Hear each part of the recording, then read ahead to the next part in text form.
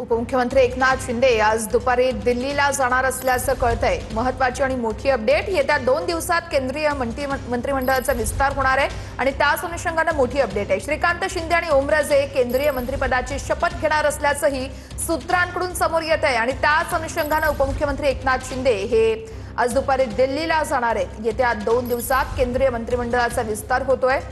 श्रीकांत शिंदे आणि ओमराजे निंबाळकर केंद्रीय मंत्रिपदाची शपथ घेणार असल्याचं सूत्रांकडून कळतंय आणि या सगळ्या घडामोडींचे अपडेट देत आहेत गिरीश गायकवाड आमचे प्रतिनिधी आहेत आपल्यासोबत। गिरीश, या सगळ्या घडामोडी पाहता उपमुख्यमंत्री शिंदेंचा दिल्ली दौरा, आताची काय अपडेट मिळते?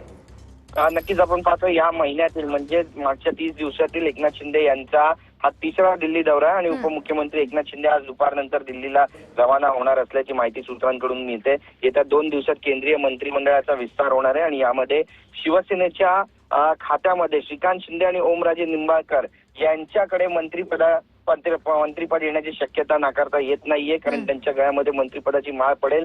ज्या पद्धतीनं ऑपरेशन टायगर शिवसेनेनं राबवलं, ठाकरेंचे 6 खासदार फोडले, यानंतर हे जे गिफ्ट आहे मंत्रिपदाचं ते शिवसेनेला मिळणार असल्याची चर्चा आहे। त्यामुळे दिल्लीमध्ये काय महत्त्वाच्या घडामोडी घडणार आहेत हे सुद्धा पाहणं महत्त्वाचं ठरणार आहे। महत्त्वाच्या नेत्यांची आणि भाजपच्या मोठ्या नेत्यांची आज दिल्लीमध्ये चर्चा होऊ शकते, खलबतं होऊ शकतात, अशी सुद्धा माहिती सूत्रांकडून मिळते।